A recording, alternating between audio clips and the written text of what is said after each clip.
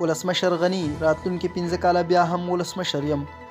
ولسمشر غني په خپلو تازه څرګندونو کې ویلي دي چې راتلونکي 15 کاله به نور هم ولسمشر وي. هغه په خپلو خبرو کې زیاته کړه چې ټاکنو پایلو ته به انتظار وکړي، خو ټاکنیزې ډلې ورته هیله ښودلې ده چې راتلونکي 15 کاله به نور هم ولسمشر وي. هغه وایي غواړم خپل نیمګړي کارونه پوره کړم. نوموړی زیاتوي چې دا د افغانانو پورې تړلې ده چې څوک یې انتخاب کړی دی، خو خپل ټیم ورته هیله ورکړې ده چې ټاکنو کې بریالی دی. خو بل خوا نوموړي دا خبره هم کړې ده که یې ټاکنې ونه ګټلې نو بیرته به خپلې پخوانۍ دندې ته ستون شي او استادۍ ته به دوام ورکړي. هغه د طالبانو په تړاو په خپلو خبرو کې وویل چې افغانستان ته د طالبانو راتګ د یو قوي ضمانت پرته ناشونی دی. هغه وویل که له طالبانو سره هر ډول جوړجاړی کیږي باید د افغانستان اساسي قانون، د بشري حقونو، د ښځو د حقونو او د افغانستان دیموکراسي باید په پام کې ونیول شي.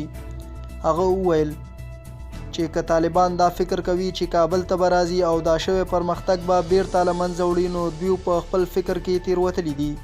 ولسمشر غني وویل چې طالبانو تاوتریخوالی زیات کړ چې خلکو ته یې ښکاره کړې ده دوی د سولې په تړون کې بری خپل کړی او افغان ځواکونو ماته خوړلي، خو وایي چې دا ویتنام نه دی چې خلک به له افغانستان نه د تېښتې لپاره په الوتکو پسې ځوړندېږي.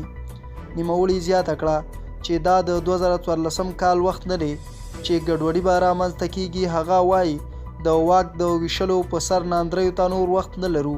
د یادولو وړ ده چې تر دې مخکې عبدالله هم په ټاکنو کې د بریا دعوه کړې وه، خو د دولت جوړونکي ټیم لومړی مرستیال امرالله صالح په یو خبري ناسته کې ویلي و چې د دوی د معلوماتو په اساس له 80 تر 90 سلنه رایې وړي دي، خو بیا هم د ټاکنو خپلواک کمیسیون پایلو ته باید په تمه شي.